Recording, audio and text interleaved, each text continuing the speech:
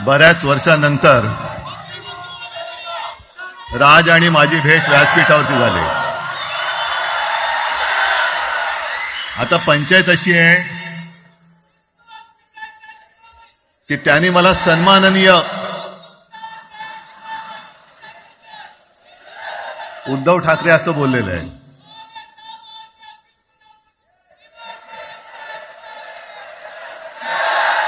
ठीक आहे. आणि साहजिकच आहे की त्याचंही कर्तृत्व आपण सर्वांनी पाहिलेलं आहे.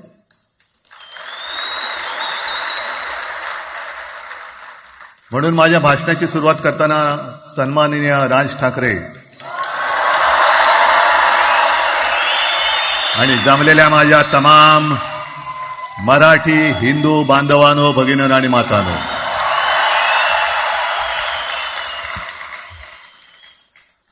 अप्रतिम मांडणी राजनी केलेली आहे. माझ्या भाषणाची काय आवश्यकता आहे असं मला वाटत नाही, कारण आजच्या कार्यक्रमाची घोषणा झाल्यानंतर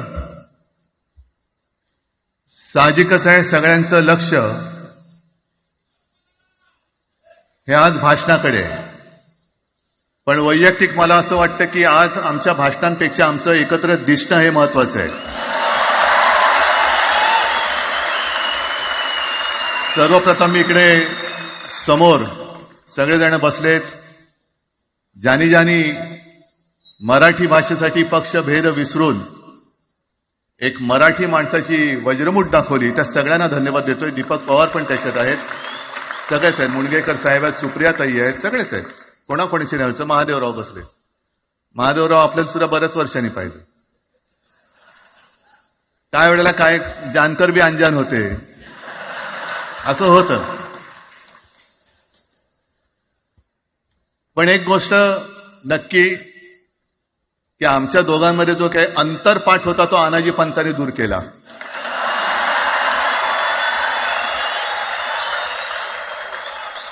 आता अक्षता टाकण्याची काय तुमच्याकडनं अपेक्षा नाहीये. एकत्र आलोय एकत्र राहण्यासाठी.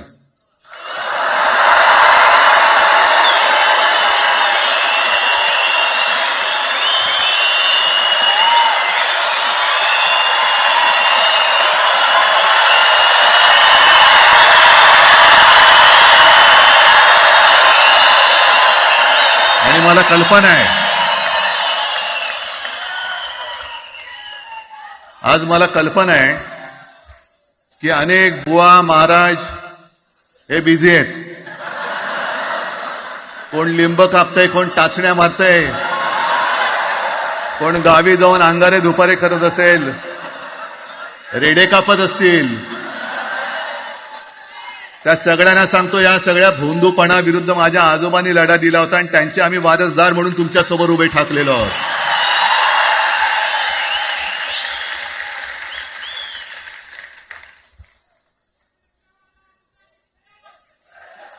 नाही, सगळं आपणच करून ठेवलेलं आहे.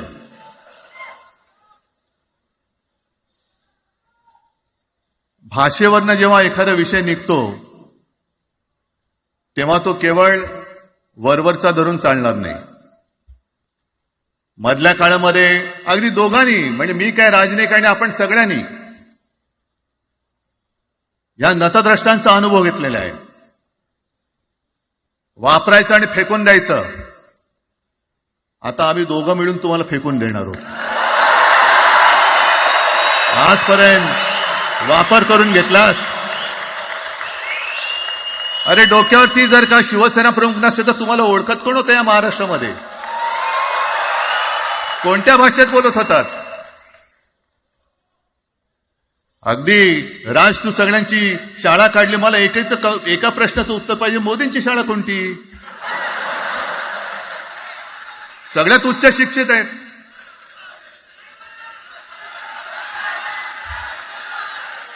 पण हे जे काय यांची मध्यंतर मी बोललो ना, भाजप ही अफवांची फॅक्टरी आहे. मधल्या काळात त्यांनी सुरू केलं होतं. उद्धव ठाकरेंनी हिंदुत्व सोडलं. हिंदुत्व ही कोणत्याही भाषेची मक्तेदारी नाही. आम्ही अस्सल मराठी बोलणारे तुमच्याही पेक्षा जास्त कडवट कट्टर देशाभिमानी हिंदू आहोत. तुम्ही काय आम्हाला हिंदुत्व शिकवताय? अरे 92-93 साली जेव्हा जे काय घडलं, देशद्रोही मातले होते, तेव्हा मुंबईतल्या अमराठी लोकांना सुद्धा हिंदू म्हणून माझ्या शिवसैनिकांनी, शिवसेना प्रमुखांच्या शिवसैनिकांनी व मराठी माणसांनी वाचवलेलं आहे. आणि देवेंद्र फडणवीस आज जे बोललेत, बातम्या आले सगळीकडे, मी इकडे बातम्या आणल्या आहेत. भाषेच्या नावाखाली गुंडगिरी सहन केली जाणार नाही. जर महाराष्ट्रामध्ये मराठी माणूस न्याय मागण्यासाठी आंदोलन करत असेल आणि त्याला जर का तुम्ही गुंड म्हणत असाल, तर आम्ही गुंड आहोत. आम्ही गुंड. न्याय मागणं म्हणजे गुंडगिरी नाहीये. आणि जर का गुंडगिरी केल्याशिवाय तुमच्या दरबारी न्याय मिळत नसेल, तर आम्ही गुंडगिरी करूच.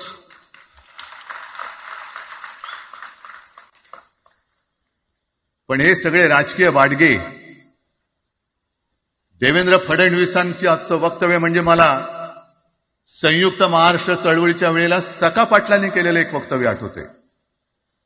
हे असेच तेव्हाचे, जो दिल्लीत बसतो त्याचे पाय चाटणारे इथले राज्यकर्ते असतात, ते त्यांना मी बाडगे म्हणतोय.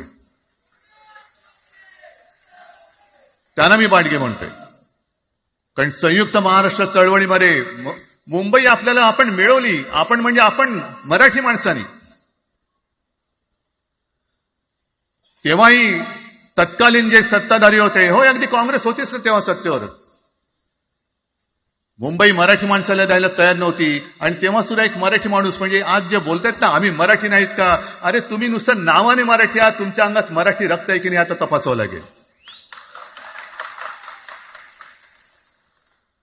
आणि सखा पाटील बोलले होते, यावश्चंद्र दिवाकरो, मुंबई महाराष्ट्राला मिळणार नाही. कशी नाही मिळत, झुकवलं, वाकवलं, गुडघ्यावरती आणलं मराठी माणसानी. आणि मुंबई आपल्या हक्काची, तुम्ही आता जी घोषणा घेतली ना, दिली ना, ती मुंबई आपल्या हक्काची आपण लढून आपण मिळून घेतली. कशासाठी हा सगळा तुम्ही घोळ घालतात? पण याच्या मागे मी जे माझ्या डोक्यात जो एक विचार आहे, पटतो की नाही बघा. हे यांचं सध्या जे काय चालू आहे, म्हणजे आधी आपल्याला सुद्धा वाटलं होतं. कारण तेव्हा काश्मीरमध्ये 370 कलम होतं, ते हटवण्यासाठी शिवसेनेने पाठिंबा दिला. आणि तेव्हा यांनी घोषणा दिली होती, एक निशाण, एक प्रधान, एक विधान. बरोबर आहे, देश एक असला पाहिजे, संविधान एक असलं पाहिजे, निशाण सुद्धा एकच, तो आपला तिरंगा असला पाहिजे. भाजपचं भांडी पुसायचं फडकं असतं कामा नये. ते फडकं म्हणजे आमचा राष्ट्रध्वज नाहीये. पण ते सगळं चाललंय एक एक एक एक. त्याच्यानंतर आता नवीन एक तुमनं काढलं, 1 नेशन 1 इलेक्शन. म्हणजे हळुवारपणाने हे सगळं काही एक एक एक करत, हिंदी, हिंदू, हिंदुस्तान, हिंदू आणि हिंदुस्तान मान्य आहे, पण हिंदीची सक्ती आम्हाला मान्य नाही. तुम्ही कितीही कमिट्या करा, हिंदीची सक्ती तुमचे 7 पिढ्या उतरल्या तरी आम्ही लावू देत नाही.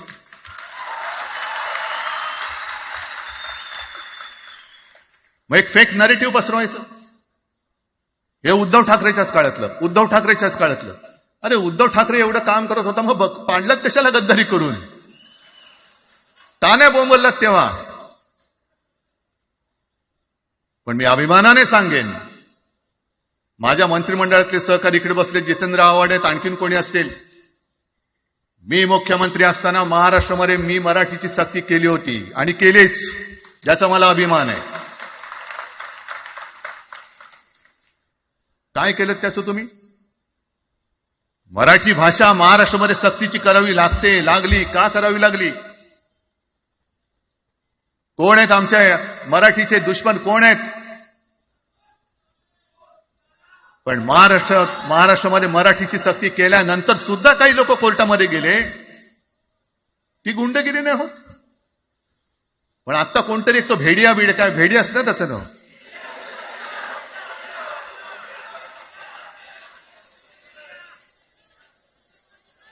ही यांची सगळी पिलावळ आहे. तोडा फोडा आणि राज्य करा. आपण ज्या काही गोष्टी केल्या होत्या, हे म्हणतात म्हणे शिवसेनेने आजपर्यंत काय केलं. शिवसेना म्हणजे आता राज मी तुला माझ्या सोबतच घेतो, कारण आपण तेव्हा एकत्रच होतो, आता सुद्धा पुढे एकत्र चाललेलो. त्याच्यामुळे आपलं सगळं तेव्हाच म्हणतोय, आपला एवढ्या वर्षाचा कालखंड मराठी माणूस म्हणे मुंबई बाहेर नेला. मराठी माणूस आम्ही मुंबई बाहेर नेला असं जर का तुम्हाला वाटत असेल तर 14 सालानंतर तुम्ही मुंबई आणि महाराष्ट्राचे जे काही लचके तोडलेत, मुंबईतून सगळे उद्योगधंदे, महाराष्ट्रातून उद्योगधंदे सगळे पळवले, आर्थिक केंद्र गेलं, हिरे व्यापार गेला, मोठमोठी ऑफिसेस गेली. आपल्याकडे येणारे उद्योगधंदे जे आपल्या काळात येत होते ते कुठे गेले? मग काय तेवढाच हिंदुस्थान किंवा तेवढाच सगळे हिंदू आहेत? तेवढेच हिंदू आहेत. आम्ही सगळं करत होतो, केलं होतं. पण तुम्ही पहिल्या प्रथम गद्दारी, आमच्यात गद्दारी करवलीत आणि तुम्ही आमचं सरकार पाडलं. ह्याचं कारण तुमचे जे मालक तिकडे बसलेले 2 व्यापारी, त्यांचे बूट चाटण्यासाठी तुम्ही हे सगळं करतात.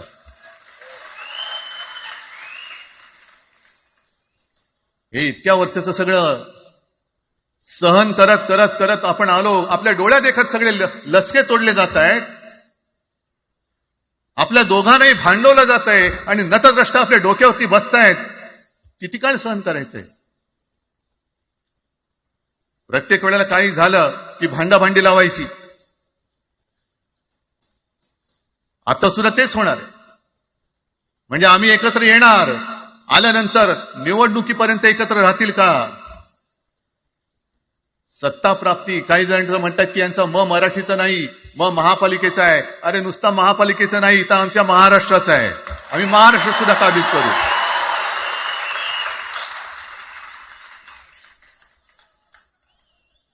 आज तर निवडणुका नाहीयेत. आमची सत्ता, सत्तेवरती जे शिवसेना प्रमुखांनी सांगितलं, अरे सत्ता काय, सत्ता येते आणि सत्ता जाते. पण आपली ताकद ही आपल्या एकजुटीमध्ये असली पाहिजे. दर वेळेला संकट आलं की आपण सगळे मराठी एकवटतो आणि संकट गेलं की आपणच एकमेकांमध्ये भांडायला लागतो. आता नको, हा नतद्रष्टपणा आता करायचा नाहीये, अजिबात करायचं नाहीये.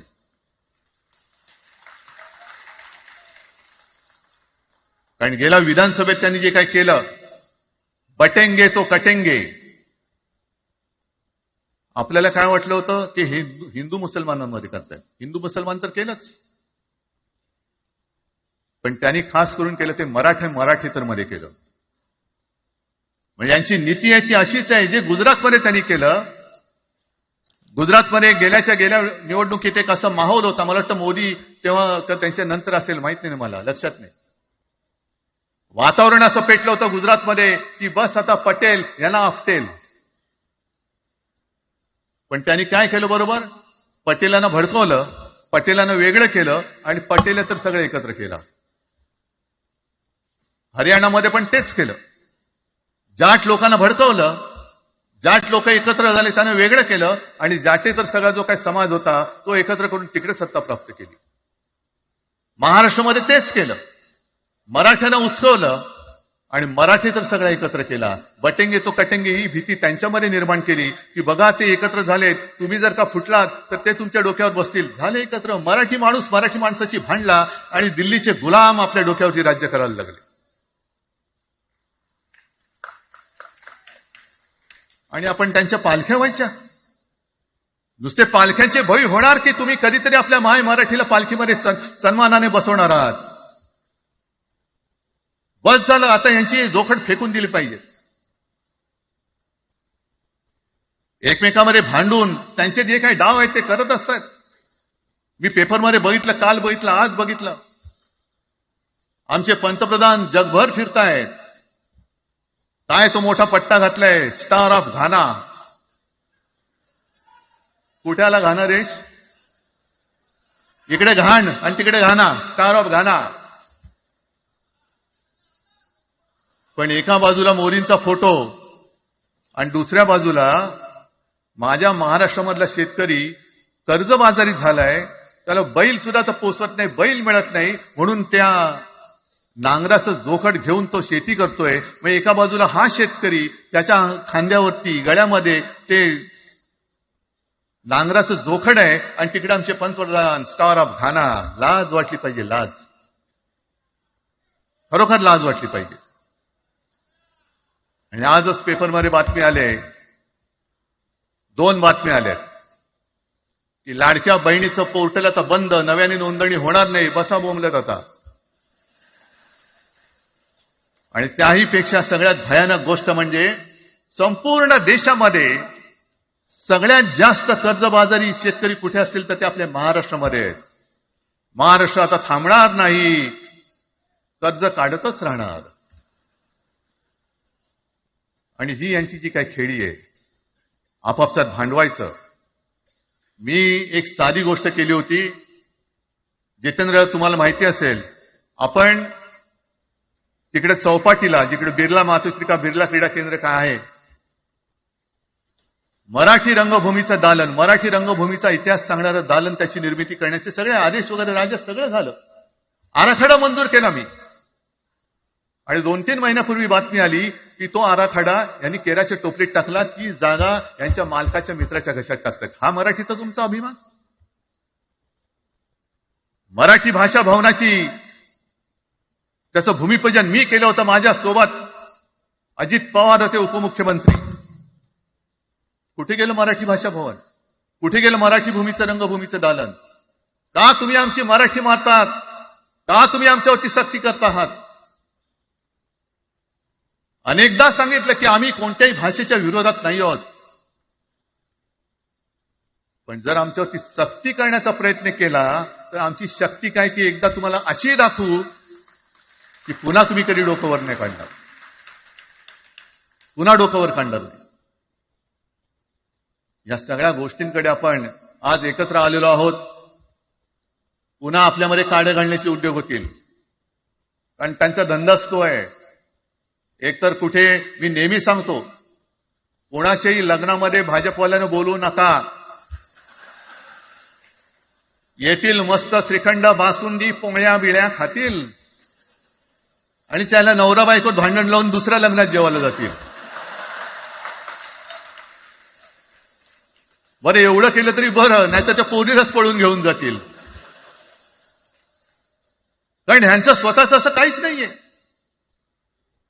कोणत्याही लढ्यामध्ये कधी भाजपा नव्हता. अगदी संयुक्त महाराष्ट्राच्या चळवळीमध्ये सुद्धा भाजप हा सगळ्यात शेवटी आला आणि 57ची निवडणूक झाल्यानंतर सगळ्यात पहिल्यांदा बाहेर पडला. हे जनसंघ, तेव्हा त्यांचा जो राजकीय नाव होतं जनसंघ, यांच्याकडनं आम्ही देशाभिमान शिकायचा, यांच्याकडनं आम्ही महाराष्ट्राचा अभिमान शिकायचा. आणि आम्ही आपापसात भांडून ह्यांना सगळं काही बहाल करून टाकायचं. या सगळं विकून टाका, सगळा सत्यानाश करून टाका. अरे, आपली मुंबईच्या शिंदड्या उडवल्या जात आहेत. अख्खी मुंबई कोणाच्या घशात घालतायत? कोणाच्या? बघत बसायचं सगळं. म्हणजे आज सगळ्यात जास्त जर कोणी जमिनीचा मालक मुंबईमध्ये असेल तो यांच्या मालकाचा मित्र आहे, अदानी. कोणाची जागा? कोणी रक्त सांडलं? कोणी रक्त सांडलं? कोणी? ते हुतात्मा स्मारकाला वंदन करताना सुद्धा आपल्याला लाज वाटली पाहिजे. अरे, त्यांनी तर रक्त सांडलं, बलिदान केलं, पण त्यांनी रक्त सांडून मिळून गेलेली मुंबई जर का आपण राखू शकणार नसू तर आपल्याला लाज वाटली पाहिजे, शरम वाटलं पाहिजे. म्हणून त्या रक्ताची शपथ घेऊन मुंबई आणि मराठीच्या रक्षणासाठी आपल्याला उभं राहायला पाहिजे. ठीक आहे, असतील, होते मत, पटली होती, पटले नसतील, पण याच्या पुढे मराठी आणि महाराष्ट्र धर्माचं रक्षण करणं. आमचा हनुमान चालीसाला विरोध नाहीये, पण मारुती स्तोत्र आम्हाला का विसरायला लावताय? मारुती स्तोत्र आहे ना, भीमरूपी महारुद्रा. आमचा जय श्रीरामला विरोध नाहीये, पण भेटलाय म्हटल्यानंतर राम राम हे म्हणणारे आम्हीच मराठी. हे तुम्ही आता जय श्रीरामची घोषणा द्यायला लागलात, पण जय जय रघुवीर समर्थ सांगणारे समर्थ रामदास त्यावेळेला आमचे होऊन गेले. त्यांनी आम्हाला पहिल्यांदा रामाची भक्ती शिकवली. त्याच्यामुळे यांचा काही आगा नाही, पिछा नाही. राजकारणातले हे व्यापारी आहेत, वापरा आणि फेका. तो एक गद्दार काल एक बोललाय, जय गुजरात.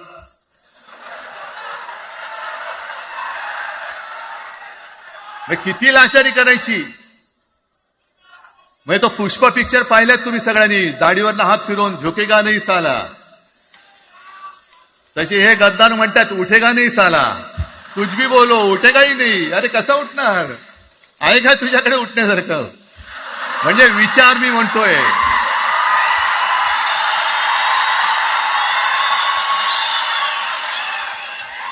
अरे विचार वगैरे मी म्हणतोय.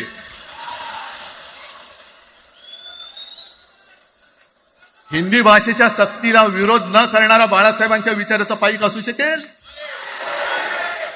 आपला मालक आला म्हणून त्याच्यासमोर जय गुजरात म्हणणारा आपल्या बाळासाहेबांच्या विचाराचा पाईक असू शकेल.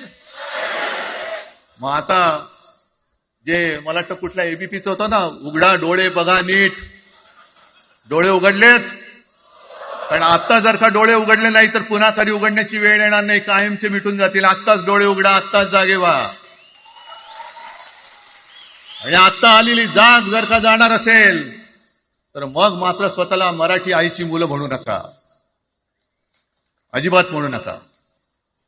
आणि शिवसेना प्रमुखांनी जे काही शिकवलं, एक तर कोणावर अन्याय करू नका, पण तुमच्या अंगावर जर का कोणी हात उगारला तो हात जागेवरती ठेवू नका.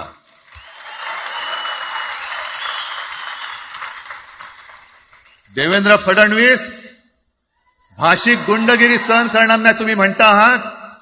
मला एक मराठी माणूस असा दाखवा की जो आपल्या देशात इतर राज्यामध्ये जाऊन गुंडगिरी करू शकतो. हिंमत आहे त्याची.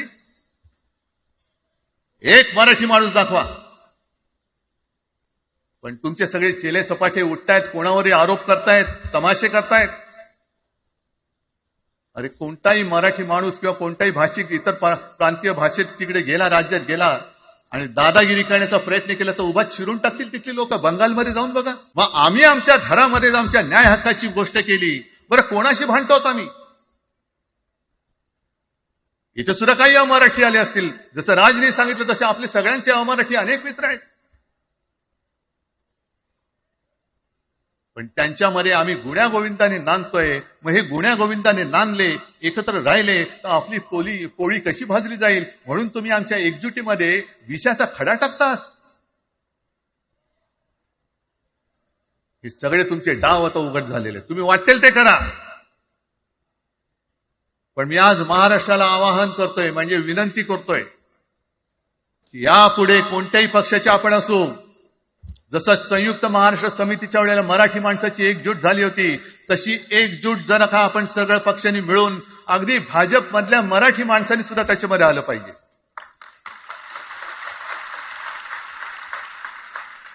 का नाही यायचं. ज्या राज्यामध्ये राहता, ज्या मातीमध्ये तुम्ही जन्माला आलात, ज्या आईच्या पोटी जन्म घेतलात, तिचे उघड उघड जर का हे झिंडोडे काढणार असतील आणि आपण आपले पक्षीय भेदाभेद घेऊन त्यांना पायघड्या घालणार असू, तर असं षंडाचं जीवन जगण्यापेक्षा मेलेलं बरं. महाराष्ट्र हा शूरांचा आहे, वीरांचा आहे, दगडांचा आहे, पण यांच्यासारखा धोंड्यांचा नाहीये.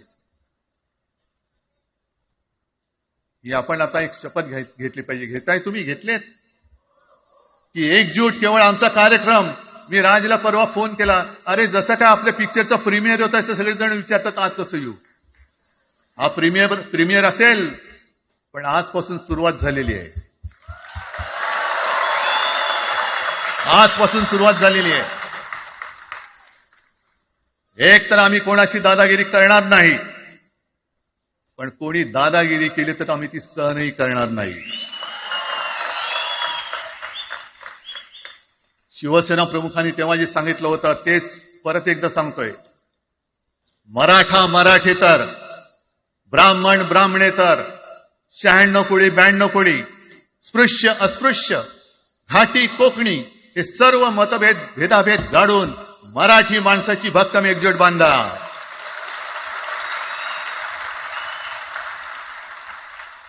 आणि शेवटी एक आवाहन करतो, हे सगळ्या मराठी माणसांना आणि मराठी प्रेमींना आहे, तुटू नका, फुटू नका आणि मराठी ठसा पुसू नका. जय हिंद, जय महाराष्ट्र. धन्यवाद उद्धव साहेब. या कार्यक्रमाला खास जे उपस्थित राहिले होते, कॉम्रेड प्रकाश रेड्डी, सौ सुप्रिया सुळे, कॉम्रेड अजित नवले, महादेव जानकर साहेब, जयंत पाटील साहेब आणि जितेंद्र आव्हाड साहेब आणि इतरही अनेक नेते आहेत, त्यांचे पुन्हा एकदा आभार मानतो. आणि ही तर खरी सुरुवात आहे अनेक अनिष्ट गोष्टींचा शेवट करण्याची. मराठी भाषेसाठी आणि मराठी माणसासाठी असेच उत्सवी दिवस येत राहोत. माननीय राजसाहेब काही बोलू इच्छितात?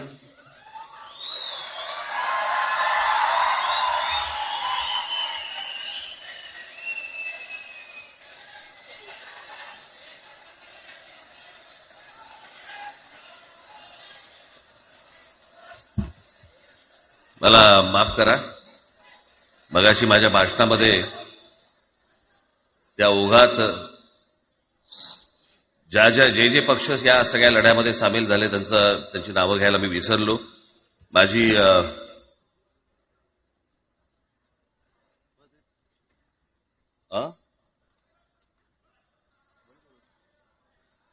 माझी विनंती आहे, कॉम्रेड प्रकाश रेड्डी, आपण कुठे आहात? मागे. बर. सौ सुप्रियाताई सुळे, आपण कृपा करून व्यासपीठावरती यावं. कॉम्रेड अजित नवले, जितेंद्र आव्हाड, महादेवराव जानकर, शेतकरी कामगार पक्षाचे आमचे जयंतराव कुठे गेले? मागे आहेत. बर, आपण व्यासपीठावरती यावं सर्वांनी.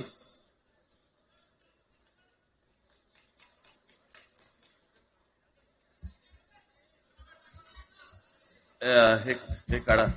ए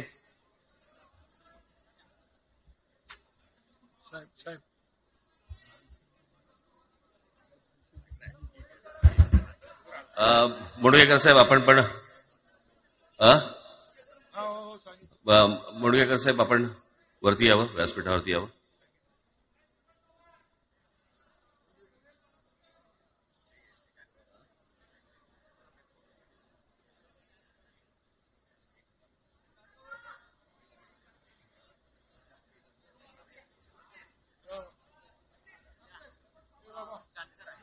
दीपक पवार इथे आहेत का? त्यांनी कृपया मंचावरती यावं. दीपक पवार.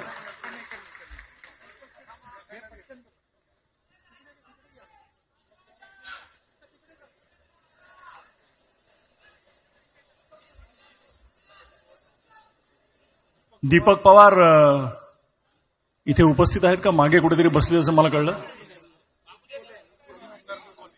आणि आमदार निकोले इथे आले, त्यांना मी विनंती करतो.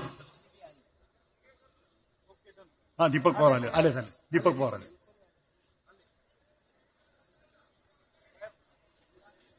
तर मंडळी, ही मी मगाशी म्हटलं तसं सुरुवात आहे.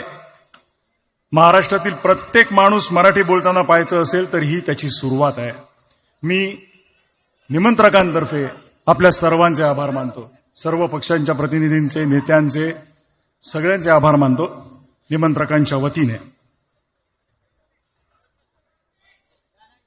मराठी भाषेसाठी आणि मराठी माणसासाठी असेच उत्सवी दिवस येत राहोत आणि महाराष्ट्राची नेहमीच प्रगती होवो अशी सदिच्छा व्यक्त करून आणि आयोजकांचे आणि उपस्थित सर्व मराठी जनांचे आभार मानून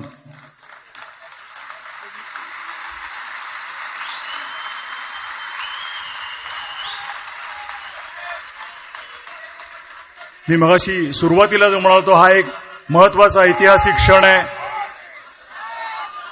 या ऐतिहासिक क्षणाचे आपण सगळे साक्षीदार आहोत.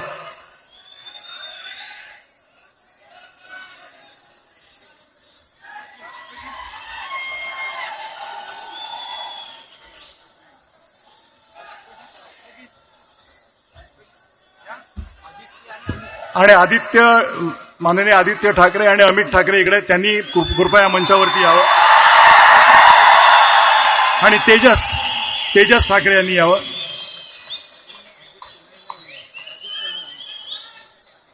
आदित्यजी आणि अमितजी ठाकरे.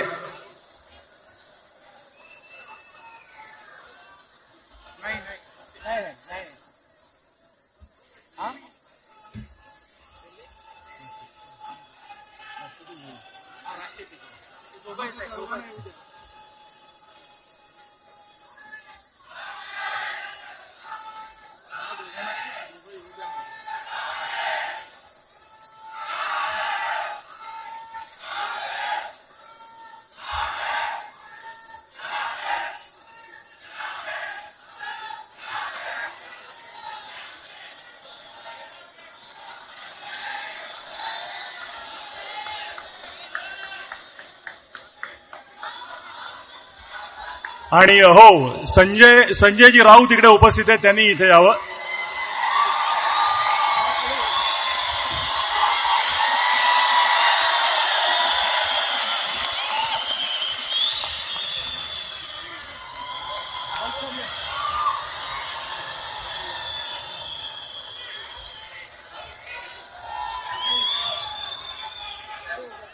मला वाटतं ह्यापेक्षा म्हणजे आपण तर आता मी मगाशी म्हटलं त्याप्रमाणे आवाज कुणाचा? आवाज मराठीचा. आवाज मराठीचा. आवाज कुणाचा? धन्यवाद. आणि आता मी विनंती करतो की राष्ट्रगीताची धून आपण लावूया आणि आपण हा कार्यक्रम संपल्याचं जाहीर करूया. राष्ट्रगीतासाठी सगळ्या जणांनी शिस्तीत उभं राहावं ही नम्र विनंती.